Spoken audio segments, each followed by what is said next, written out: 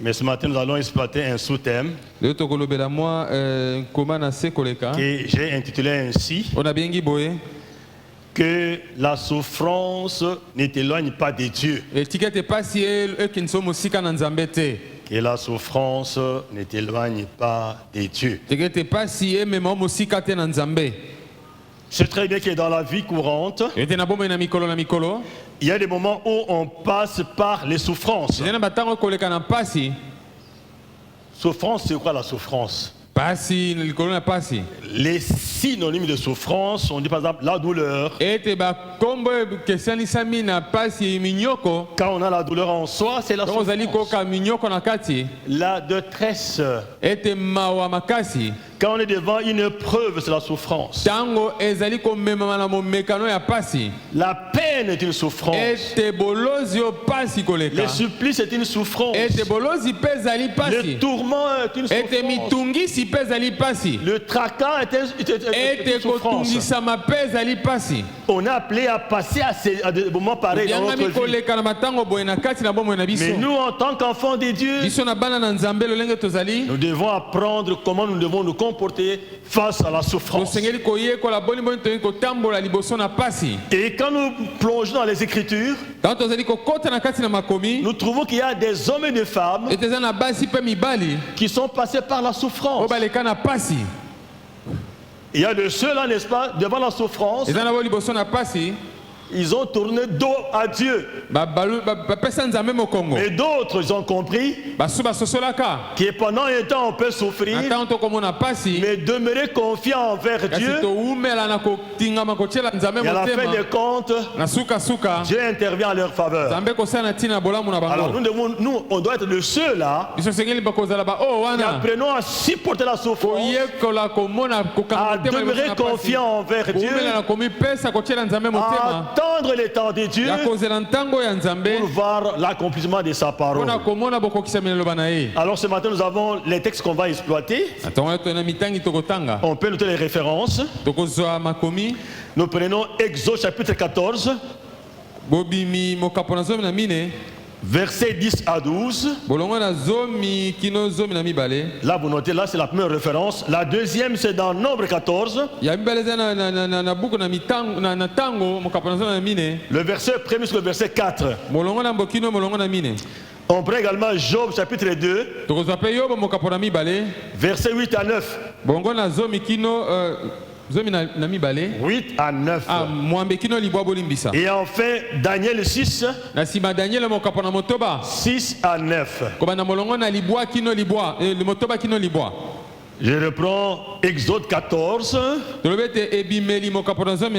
10 à 12, Nombre 14,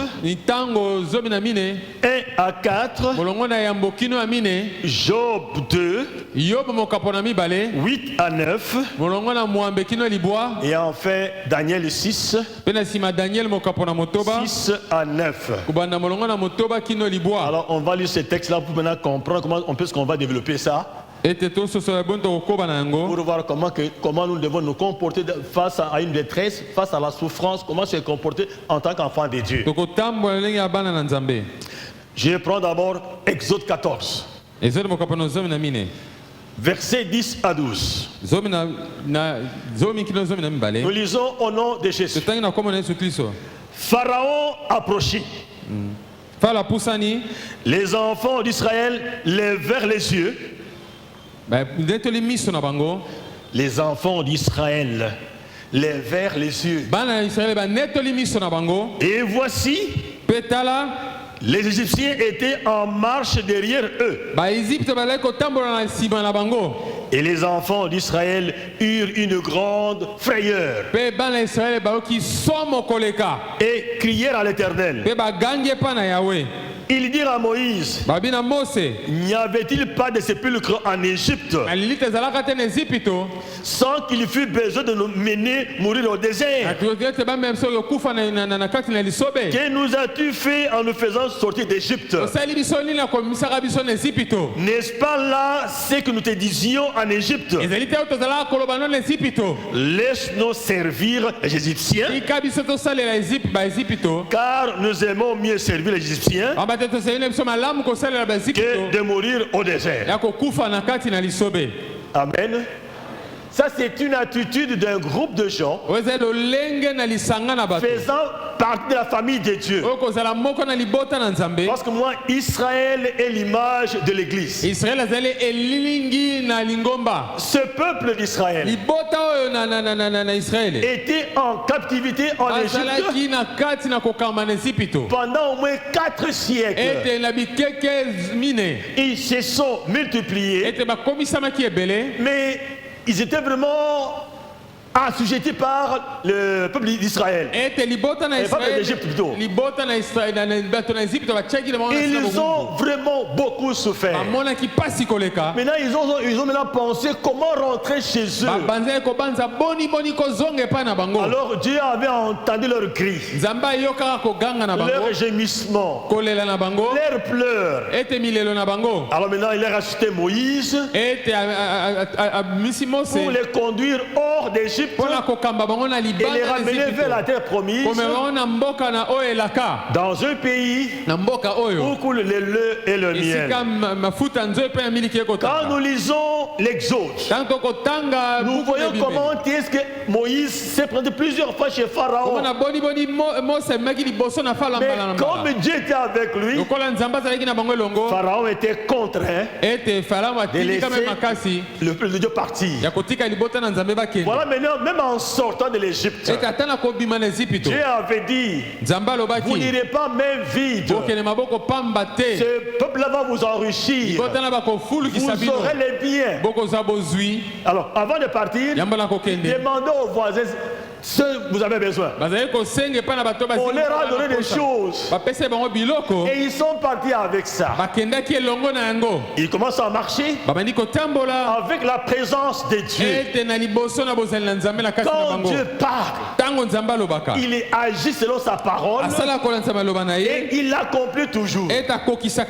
Nous voyons ce peuple dans le désert pendant la journée. Pendant la journée, comme il n'y a pas d'arbres dans le désert, Dieu était là dans la nuée. Il couvrait son peuple comme le parasoleil. Et pendant la nuit, Dieu était là dans la colonne de feu pour les guider. Et maintenant, regardez. Ils sont maintenant devant la mer Rouge. Pharaon s'est dit, ces gens-là se sont maintenant égarés dans le désert. Et par conséquent, on doit les poursuivre. On va les récupérer et les ramener ici en servitude. Pharaon a pris son armée. Il a pris ses cavaliers. Il a pris les chars. Il a commencé maintenant à poursuivre Israël dans le désert. Maintenant on dit, les enfants d'Israël levèrent les yeux. Et voici Pharaon avec son armée en train de les poursuivre. Sur place, il se tourne maintenant vers Moïse pour lui dire, mais toi, qu'est-ce que tu as fait? Nous, on avait souhaité rester en Égypte, servir ces gens-là, que d'aller dans le désert et mourir dans le désert. Peuple de Dieu qui s'éloigne de Dieu. Pourquoi? Parce qu'il y a un obstacle devant et il y a l'ennemi. On dit ils ont eu peur. C'est comme ça parfois dans nos vies. Quand on est devant une difficulté, Parfois devant un dossier pareil qui vous a beaucoup tourmenté, tu as prié pendant plusieurs mois. À un moment donné, tu t'arrêtes. Et non, c'est fini. Moi, je pense que Dieu n'écoute plus ma prière. Et des fois, on cherche à avoir des solutions ailleurs que de l'avoir auprès de Dieu. Israël, devant Pharaon et face à la mer Rouge, a préféré rentrer en captivité. Vous savez, il y a des gens, par exemple une femme qui a été par exemple prostituée, maintenant qui reçoit l'évangile, et il vient auprès du Seigneur, il arrête avec sa marche ancienne, sa mauvaise vie, et maintenant pendant qu'elle est avec le Seigneur, elle constate que la vie devient de plus en plus dure. À un moment donné, si elle n'a pas pleinement confiance en Dieu, c'est très facile qu'elle rentre dans le monde en tournant dos à Dieu. Israël, peuple de Dieu, la race de Dieu, devant une difficulté pareille, ils ont crié et ils ont préféré rentrer en Égypte. Comment toi tu agis devant une difficulté, devant un problème, devant la maladie, devant le chômage, devant la stérilité? Comment tu réagis? Il y a des gens parfois, quand ça dure, ils manquent de la patience. Parfois il dit en tout cas, dans notre église en tout cas, il n'y a pas de la puissance. Je vais aller ailleurs. Et généralement là où ils vont dans des sectes où ils sont complètement perdus. Mon frère, ma soeur, on ne doit pas se comporter comme Israël ces jours-là. Qu'est-ce que Moïse a fait? Qu'est-ce qu'il a fait? Au verset 13 et 14, Moïse dit ceci. Moïse répondit au peuple: ne craignez rien, restez en place et regardez la délivrance que l'Éternel va vous accorder en ce jour. La délivrance que l'Éternel va vous accorder en ce jour. C'est Égypte que vous voyez, n'est-ce pas? Vous ne le verrez plus jamais. Vous le voyez aujourd'hui, mais c'est fini pour eux. L'Éternel combattra pour vous et vous gardez le silence. Même avec ces paroles-là, quand quelqu'un vous parle comme ça, vous vous regardez, vous voyez Pharaon avec son armée. Devant vous, vous voyez la mer Rouge. Et pourtant, c'est Dieu qui avait dit: prends mon peuple, tu les conduis jusqu'à Canaan. Et Moïse avait une confiance totale en Dieu. Mon frère, ma soeur, ayons pleinement confiance en Dieu. Que la souffrance ne nous sépare pas de Dieu. Que la souffrance ne puisse pas bloquer notre prière. Or, pendant que vous souffrez, c'est le moment où on doit se mettre à genoux, crier à Dieu, parler à Dieu, espérer en Dieu.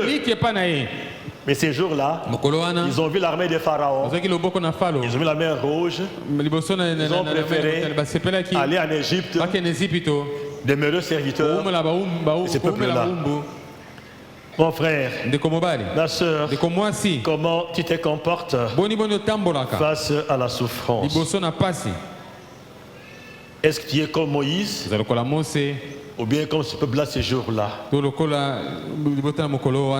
Nombre 14, et à 4, c'est toujours ces peuples d'Israël, les peuples de Dieu. Tu vois encore une autre réaction. On dit ceci: toute l'assemblée éleva la voix et poussa de cris, et le peuple pleura pendant la nuit. Tous les enfants d'Israël murmurèrent contre Moïse et Aaron, et toute l'assemblée leur dit: que ne sommes-nous pas morts dans le pays d'Égypte? Ou que ne sommes-nous morts dans ce désert? Pourquoi l'Éternel nous a fait aller dans ce pays où nous tomberons par l'épée, où nos femmes et nos petits-enfants deviendront une proie? Ne vaut-il pas mieux pour nous retourner en Égypte? Et il s'est dit l'un à l'autre, nommons un chef, nommons un chef et retournons en Égypte. Amen. Ah, peuple de Dieu. Pendant qu'il voyage, avec Moïse à la tête, arrivé dans le désert des Paran, à Kadesh, Dieu parle à Moïse. Il lui dit, restez ici. Restez ici. Prenez au moins 12 espions. Un espion par tribu. Qu'il soit le chef de la tribu. On a pris au moins 12 personnes. Les chefs des tribus. Là nous sommes dans nombre 13. Il leur a dit qu'ils aillent explorer le pays que je vais vous donner. Ah, ils sont partis. Arrivés même dans le pays, ils ont trouvé, c'était pendant la période où les arbres avaient déjà donné les fruits qui étaient déjà mûrs. Donc les grenadiers, les figuier, les consorts, c'était mûr.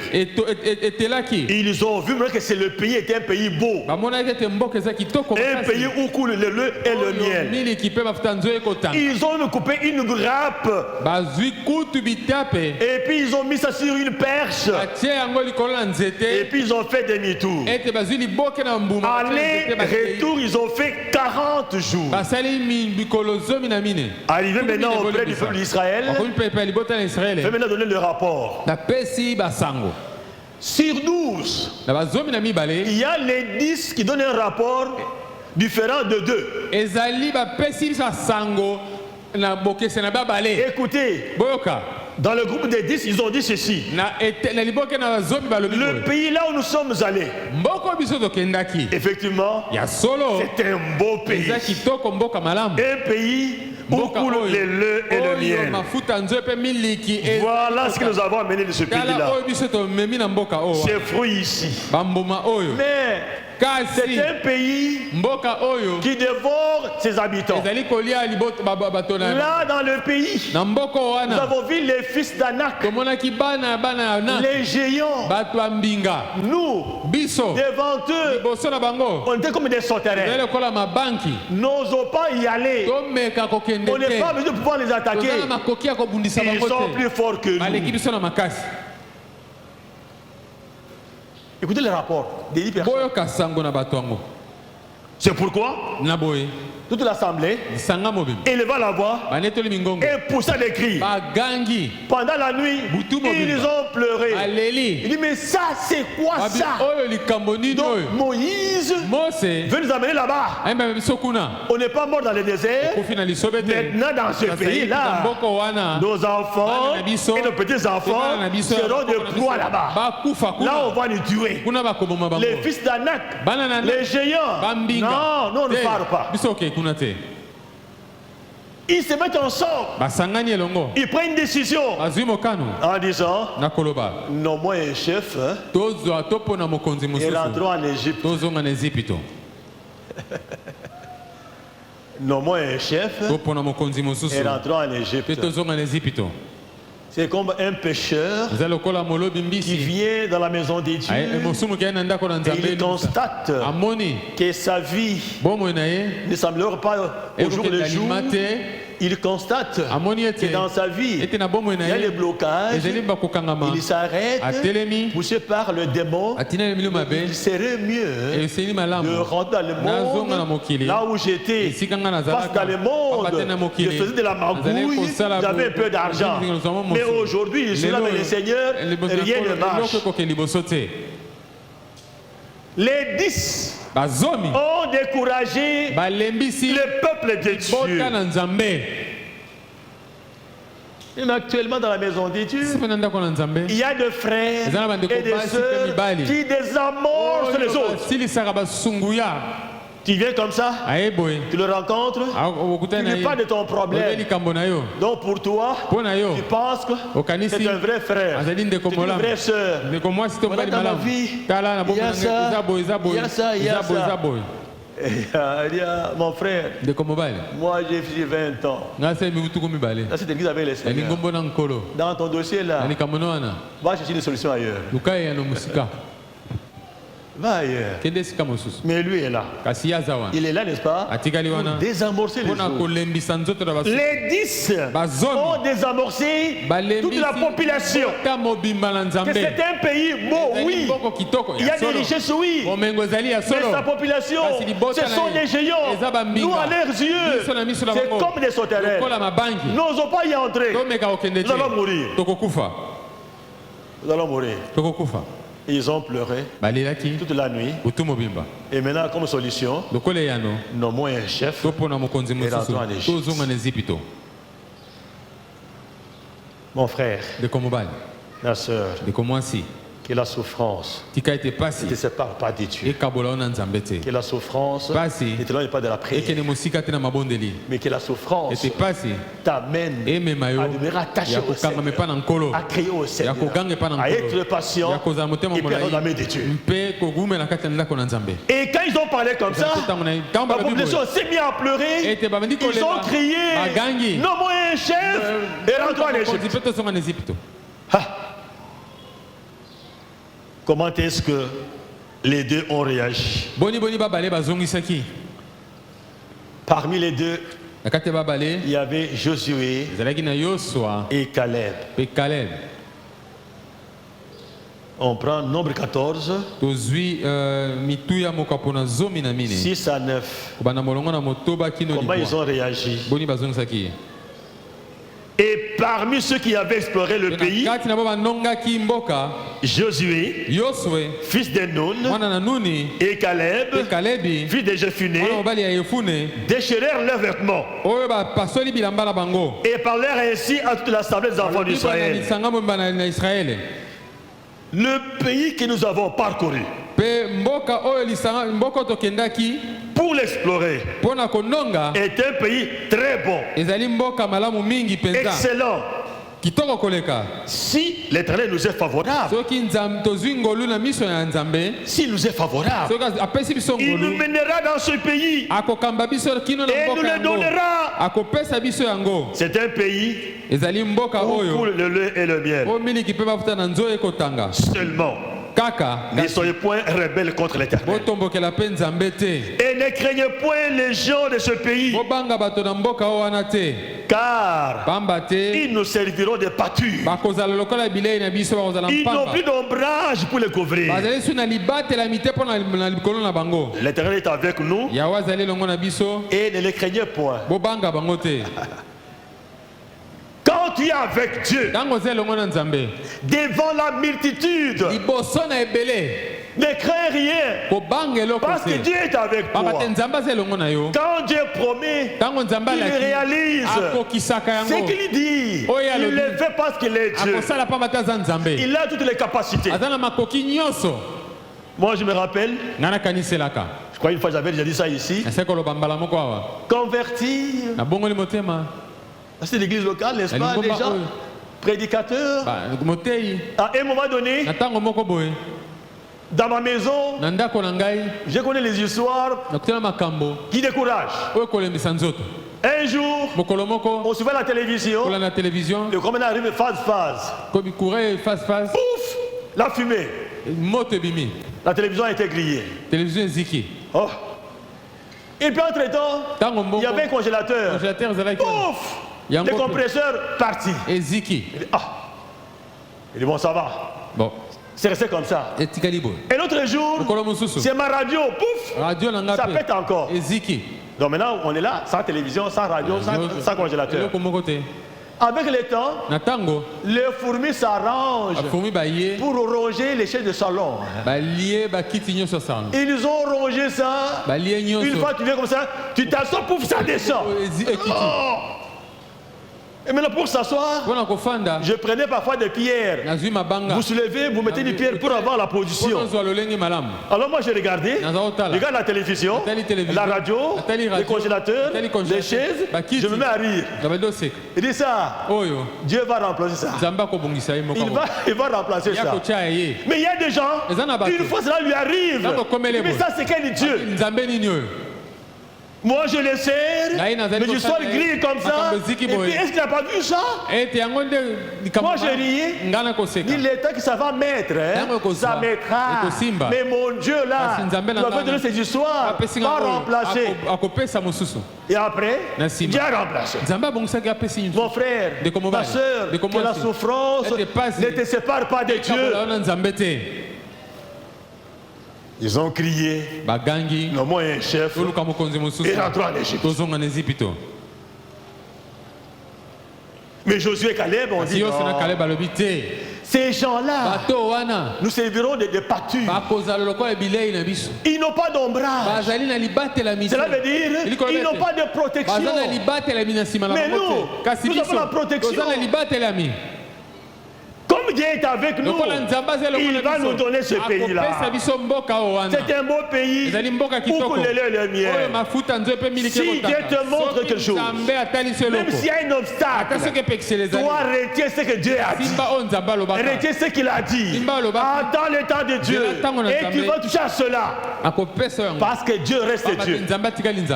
Il n'a point changé. Parce que plus nous verrons qu'en tout cas, finalement, ils sont entrés là.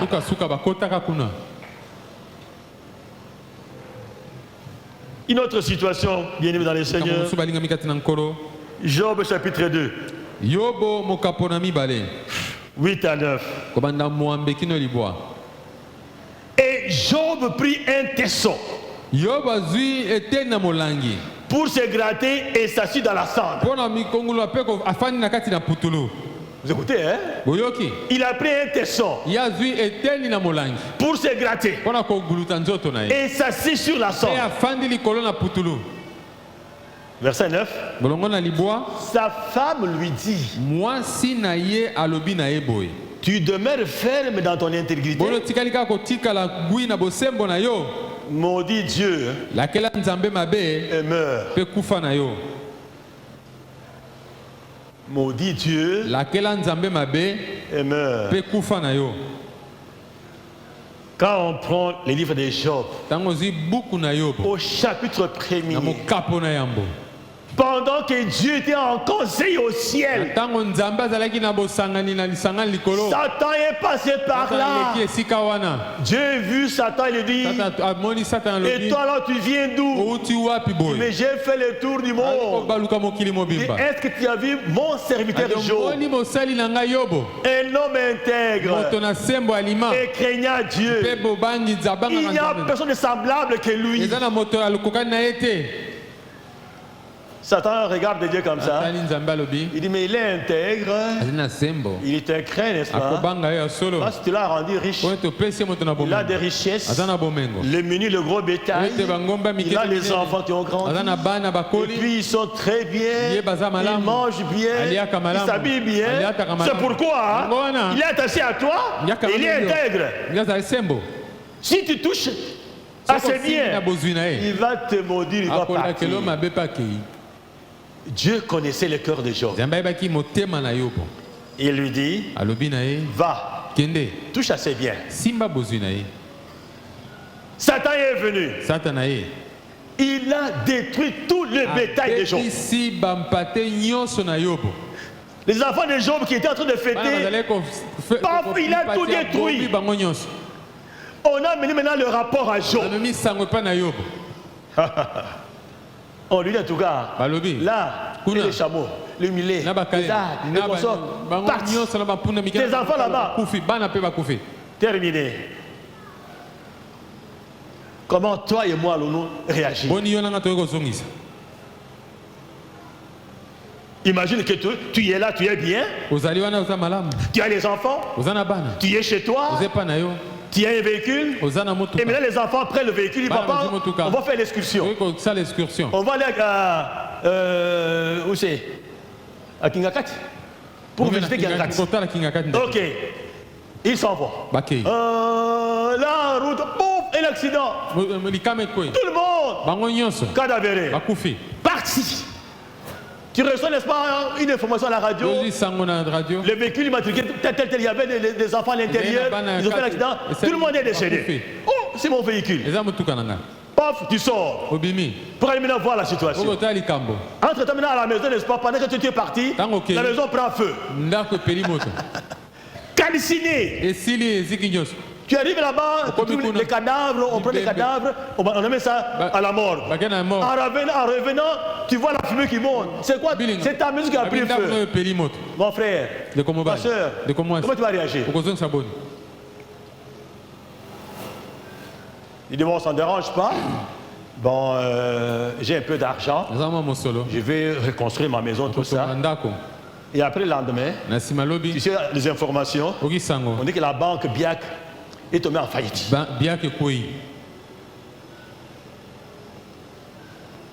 BIAC est tombée en faillite. Comment tu vas réagir? Moi je sais que Dieu, moi je suis modérateur, je suis là, groupe d'adoration, moi je fais ceci, je fais l'entretien à l'église, moi je donne de mon argent pour l'œuvre de Dieu. Mais ça c'est quoi encore? Les enfants sont partis, la maison est brûlée, la banque a faillite. Finalement je vais devenir qui? C'est ça avec la fin de Job. Dit maintenant on n'a plus rien. Les enfants les biens. Toi-même tu as une maladie. Il sert. Commençant par la tête jusqu'à la plante de pied. Et tu es là assis dans la cendre avec un tesson. On va te dégrader. Mais la douleur est atroce, mon mari. Maudit Dieu et meurs. Cela veut dire, sépare-toi de Dieu et va en paix. Et moi j'ajoute que j'aille en paix, n'est-ce pas? Et là tu vas rester pour te remarier. Ah bon, c'est qui hein?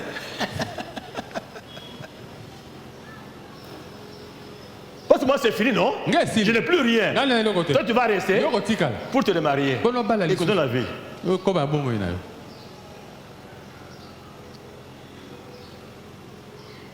Mais écoutez l'attitude de Job. Quand j'écoute Job parler, il a féru ma foi. Il a féru ma foi. Quand on lui amène le rapport, que le bétail c'est parti, les enfants c'est parti, et que maintenant tu n'as plus rien.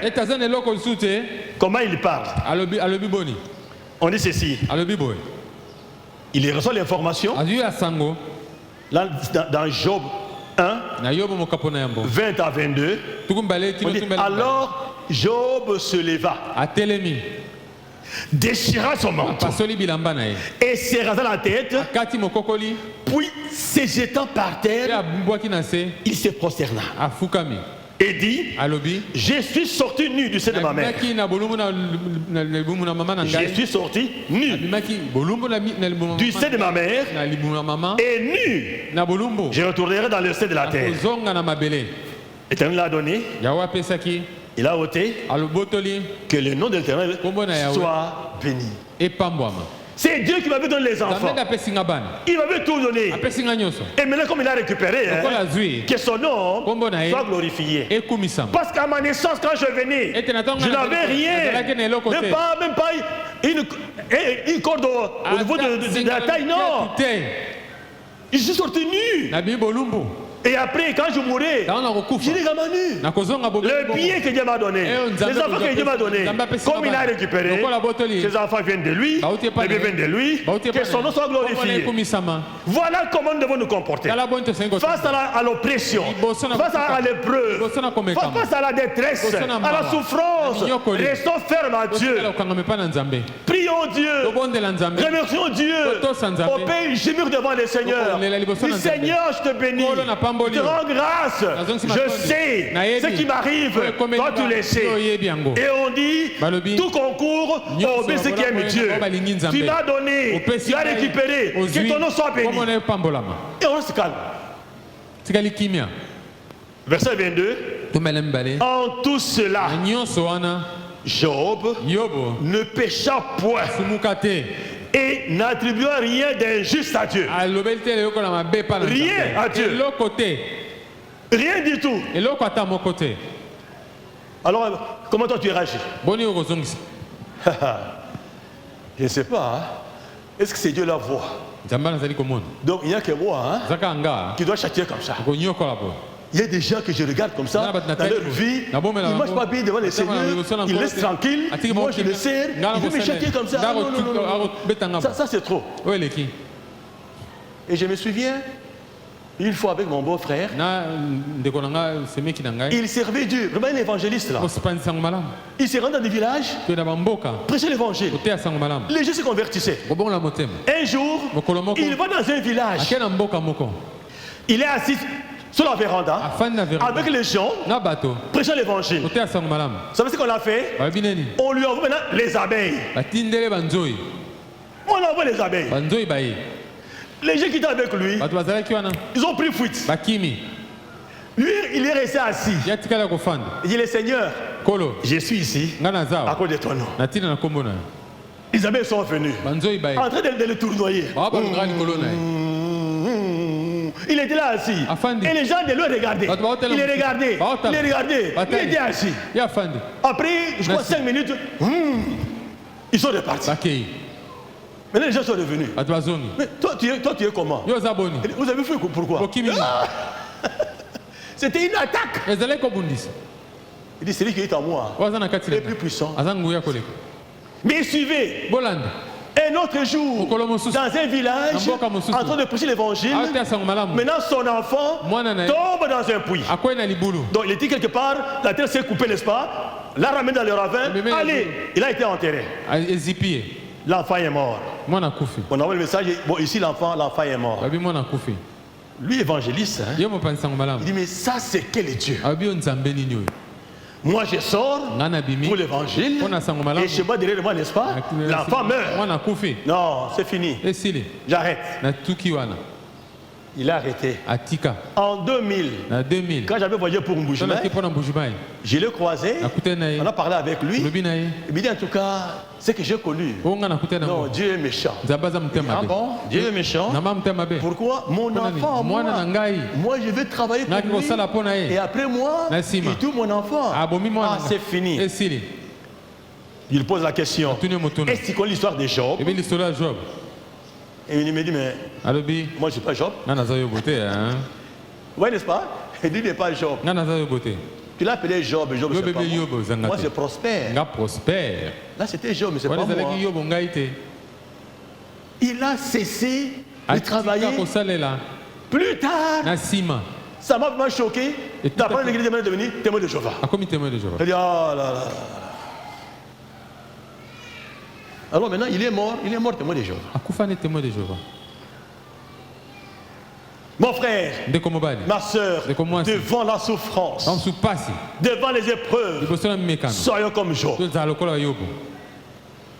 Soyons comme Job. Dans Job 2, verset 10, quand la femme de Job lui a dit, maudit Dieu et meurt, Job tourne dans la souffrance, dans son corps, dans sa chair. Il dit ceci. Job 2, verset 10. Mais Job lui répondit, tu parles comme une femme insensée. Quoi? Boni. Nous recevons de Dieu le bien. Et nous ne recevions pas aussi le mal. En tout cela, Job ne pécha point par ses lèvres.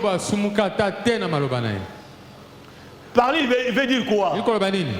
Quand Dieu nous bénissait, on mangeait de la viande, on prend du fromage, on prend du lait, on mange bien, on dort bien, on est dans la joie, ah là ça va.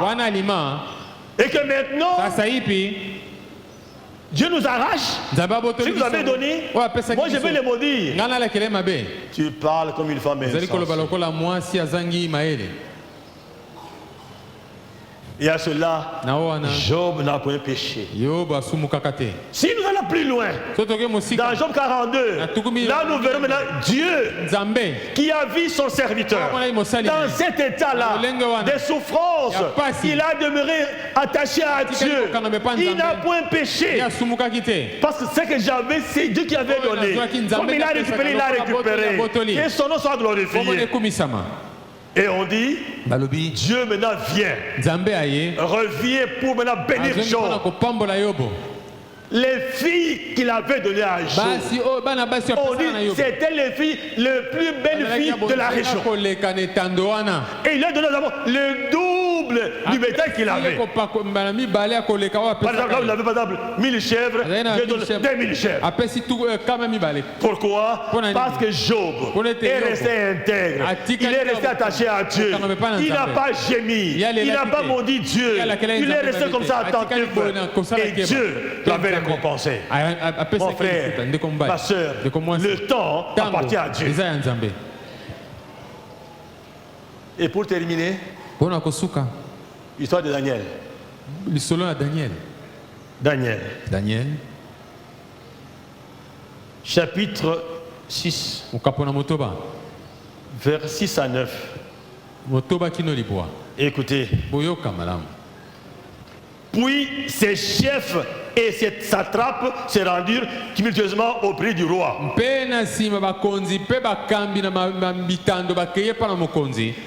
Et ils lui parlèrent ainsi. Roi Darius, vis éternellement. Tous les chefs du royaume, les intendants, les satrapes, les conseillers et les gouverneurs sont d'avis qu'ils soient publiés un édit royal avec une défense sévère, pourtant que quiconque dans l'espace de 30 jours adressera des prières à quelque Dieu ou à quelque homme, excepté à toi, ô roi, sera jeté dans la fosse au lion. Maintenant, ô roi, confirme la défense et écris le décret afin qu'il soit irrévocable selon la loi de Médès et de Perse, qui est immuable. Là-dessus, le roi Darius écrivit le décret et la défense. On demande au roi de signer une ordonnance selon laquelle, n'est-ce pas, pendant 3 jours, si quelqu'un veut prier, qu'il prie au nom du roi Darius. S'il va citer un autre Dieu ou une autre personne, qu'on le mette où? Dans la fosse au lion. Déjà, il prépare un coup pour avoir qui c'est? Daniel. Le roi a accepté, il a signé, et puis on a publié. Il dit dans 30 jours, si tu veux prier, tu pries au nom de Darius. Sinon, si tu fais le contraire, allez dans la fosse au lion.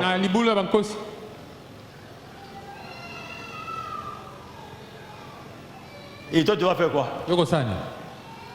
Tu vas prier, oui, tu vas t'aider. Dans ce pays, moi je me rappelle dans ce pays ici, j'étais encore tout jeune, à l'école secondaire. Mais quand j'ai fini les humanités, pendant que j'enseignais aussi, le matin, le lundi, on saluait au drapeau, on chantait, on dansait pour un homme. Moi j'étais là l'espace devant, avec mes élèves de 4e primaire. Je danse aussi, les enfants se dansent. Il y avait le tam-tam, on animait pour un individu.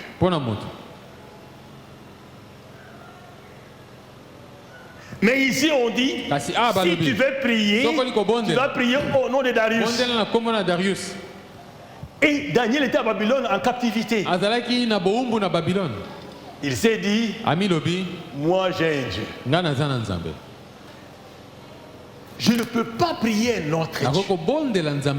Le véritable c'est notre Dieu. Voici sa réaction.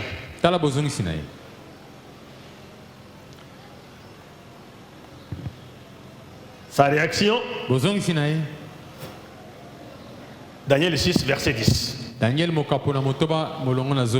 Lorsque Daniel sut que le décret était écrit,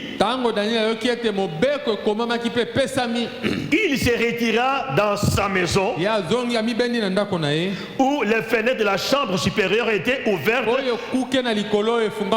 dans la direction de Jérusalem. Et 3 fois le jour, il se mettait à genoux, il priait, il louait son Dieu comme il le faisait auparavant.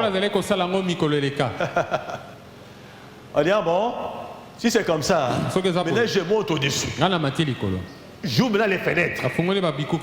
Je regarde mon pays, Jérusalem. Je vais crier vers Jérusalem, vers mon Dieu, le matin, à midi, le soir, et le prier. Et ces gens-là, n'est-ce pas, sont venus pour les piller. Ils l'ont trouvé en train de prier. Le matin, à midi, et le soir. Et après, ils sont repartis vers le roi. Il dit, oh roi, ce monsieur-là, n'est-ce pas, c'est un rebelle. Le matin, là-bas sur le pré, il est prié. À midi, il est prié. Le soir également, il est prié. Dans la chambre haute. Il a ouvert les fenêtres. Pendant qu'il prie, il regarde vers Jérusalem. Par conséquent, la fosse au lion. Mais Daniel avait pleinement confiance en Dieu. On est venu le prendre. On l'amène. Il dit, si ton Dieu là est Dieu, qui veut maintenant te délivrer dans la fosse au lion. On a pris Daniel. On l'a flanqué dans la fosse. On a pris une grosse pierre. On a couvert. Le roi est rentré. Pendant la nuit, il n'a pas eu sommeil. Il n'a pas eu sommeil. Et dans la fosse, quand Daniel est descendu dans la fosse, il descend avec un ange. L'ange descend, se met entre les lions et lui. Toute la nuit, Daniel était dans la fosse. Il s'est regardé avec les lions. Jusqu'au matin. Le matin, quand le roi est venu, il dit Daniel. Il dit, oh roi, littéralement, tu es vivant. Dieu a envoyé son ange pour ma protection. On a levé la pierre. Daniel est sorti. Mon frère, ma soeur, qui est la souffrance, ne puisse pas t'éloigner de Dieu. Et pour terminer, Psaume 50, verset 15. Il est écrit, invoque-moi au jour de la détresse. Je reviens. Invoque-moi au jour de la détresse. Je te délivrerai et tu me glorifieras. Invoque-moi le jour de la détresse. Je vais te délivrer et toi tu vas me glorifier. Vous pensez que quand Daniel est sorti de la fosse au lion, il s'est tué? Non. Le Seigneur, vraiment tu es Dieu. Et pensé serait bouffé par les lions. Mais toi, par ta main puissante, tu as envoyé un ange pour me sécuriser. Sois béni, Seigneur. Sois élevé, notre Dieu. Mon frère, ma soeur, que la souffrance, je ne vais pas les dire. Amen. Nous allons prier. Nous allons prier. Si ce matin que tu es là, tu as déjà perdu confiance au Seigneur à cause des problèmes, à cause des difficultés, voici l'opportunité que Dieu te donne ce matin pour renouveler ta confiance envers lui. Pour renouveler. Si tu es déjà fatigué, j'ai beaucoup prié, je suis fatigué. Ce matin, il est un moment pour toi de renouveler ta confiance envers Dieu. Et si tu es là, mon frère, si tu es là, devant ton Dieu, tu vas d'abord t'élever. Seigneur, tu m'as parlé ce matin. Je renouvelle ma confiance envers toi. Avant qu'on aille plus loin. Parce que si on n'a pas confiance en Dieu, tout ce qu'on fait, c'est rien. La confiance envers Dieu, comme ce fut le cas de Daniel, comme Job. Que Dieu vous bénisse. Renouvelle la confiance envers Dieu. Toi qui es déjà fatigué, secoué par les problèmes, secoué, dérangé, ce matin Dieu t'a parlé. Que Dieu vous bénisse.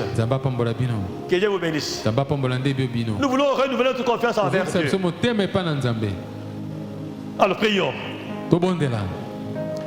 Oui, Seigneur de gloire, tu vois maintenant tes enfants qui sont debout devant toi, notre Dieu, secoués par des souffrances, par la détresse, par les épreuves, notre Dieu. Ils ont relâché leur confiance envers toi. Ils ont relâché leur relation avec toi, Seigneur. Ils ont tourné le dos contre toi. Ils disent, mais ça a beaucoup duré. Ça traîne, ça traîne, ça traîne. Mais ce matin, tu nous as parlé. Tu nous as parlé, Seigneur, que nous devons avoir pleinement confiance en toi. Et ils sont là ce matin devant toi, oh Dieu, pour renouveler leur confiance envers toi. Oui, afin d'avoir la patience, d'attendre la réponse qui vient de Dieu. Merci, parce que tu renouvelles mon frère. Tu le fais également pour ma soeur, Seigneur. Augmente en elle la foi, la confiance totale envers Dieu. Qu'il marche avec toi, Seigneur, comme Daniel. Qu'il marche avec toi, Seigneur, comme Josué et Caleb. Qu'il marche avec toi, oh Dieu, comme Moïse. Oui, c'est vrai, Seigneur, avec confiance en toi. Et à la fin, ils ont vu ta main qui avait agi et ils t'avaient glorifié. Et comme tu as dit, invoque-moi pendant qu'ils sont en détresse, et moi je vais te délivrer et tu vas me glorifier. Nous voulons, Seigneur, que dans leur vie, qu'ils voient ta main agir dans leur vie, et comme ça, Seigneur de gloire, ils vont te glorifier. Laisse que ton nom soit élevé, Seigneur. Que ton nom soit magnifié, notre Dieu. Tout pour ta gloire. Louange à ton nom. Merci, Seigneur. Merci, notre Dieu. Maintenant, on va continuer à prier. Nous avons effectivement des problèmes qui nous dérangent. Et nous avons compris que nous devons avoir les regards tournés vers Dieu. Alors ce matin-là où tu es, dans ton problème, dans ta situation qui te dérange, tu vas prononcer les paroles, tu vas faire une déclaration de foi devant Dieu. Prions notre Dieu. Prions.